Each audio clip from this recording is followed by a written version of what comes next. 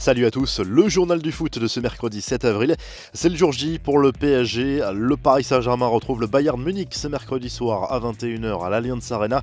Quart de finale aller de la Ligue des Champions, match à suivre sur RMC Sport. Le club parisien espère prendre sa revanche après la finale de la C1 perdue en août dernier. Mais même sans Robert Lewandowski, le club bavarois reste un adversaire redoutable. D'autant que le PSG est également privé de plusieurs joueurs importants comme Verratti et Paredes. Danilo est dans le groupe contrairement à Icardi et Kurzawa. Du côté bavarois, Serge Gnabry a été testé positif au Covid. On vous renvoie vers l'onglet communauté pour donner vos pronostics sur ce match aller. Dans l'autre match de la soirée, le FC Porto va défier Chelsea à Séville en Espagne en raison du contexte sanitaire. Une rencontre à suivre dès 21h sur RMC Sport 2. Les Blues restent sur une claque reçue à Stamford Bridge contre West Brom en Première Ligue. Mardi soir, le Real Madrid a marqué des points pour la qualification pour le dernier carré de cette Ligue des Champions. Le club merengue a dominé Liverpool 3-1 sur la première manche des quarts de finale.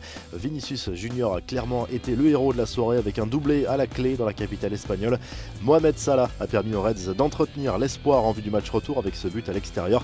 Dans l'autre match de la soirée, Manchester City a gagné, mais les Citizens ont souffert pour venir à bout du Borussia Dortmund. Une victoire obtenue à l'arraché 2-1 grâce à un but de Foden dans le temps additionnel. Avant cela, Marco Reus avait répondu à Kevin De Bruyne. Deux images ont beaucoup fait parler. D'abord cet échange très complice entre Haaland et Foden en fin de match. Les deux joueurs ont pris soin de placer leurs mains sur leur bouche pour ne pas que l'on décrypte leurs propos. La scène n'a pas échappé aux caméras et fait beaucoup parler en Angleterre alors que Manchester City fait partie des prétendants du Norvégien. Autre image plus surprenante, quelques dizaines de secondes plus tard, des caméras ont capté des images d'Erling Haaland signant un autographe à un arbitre assistant de la rencontre. Une scène curieuse et qui là aussi fait beaucoup parler les tabloïds britanniques.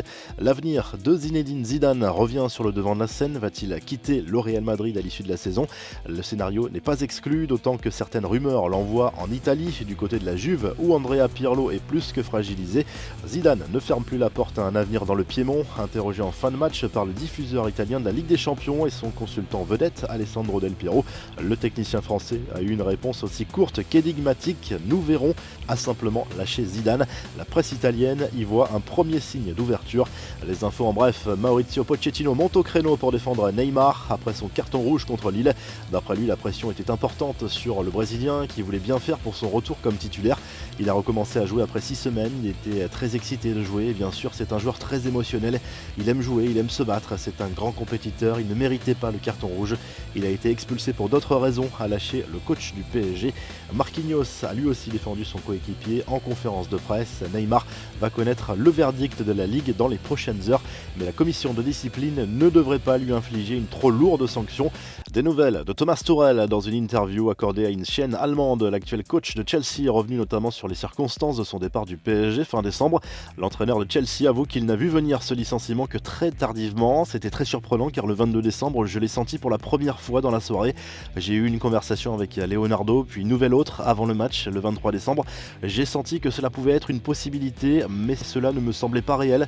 Nous avons gagné 4-0, puis nous avons eu cette conversation qui n'a duré que 2 minutes. Il ne me restait plus grand chose à dire non plus. Alors je me suis levé, j'ai dit qu'il devait régler le problème et je suis parti, a raconté l'entraîneur allemand. Après le PSG, l'AS Monaco a validé son billet pour les quarts de finale de la Coupe de France. Le club du Rocher s'est imposé au tir au but face au FC Metz à Louis II après un triste 0-0. À l'affiche ce mercredi, entre autres Sedan-Angers, Saumur-Toulouse ou encore Châteaubriand-Montpellier. Enfin le droit de réponse de Juan Torres Ruiz dit Cala qui a profité d'une conférence de presse pour nier en bloc les accusations de racisme formulées contre lui par le français Mouktar Diakabi.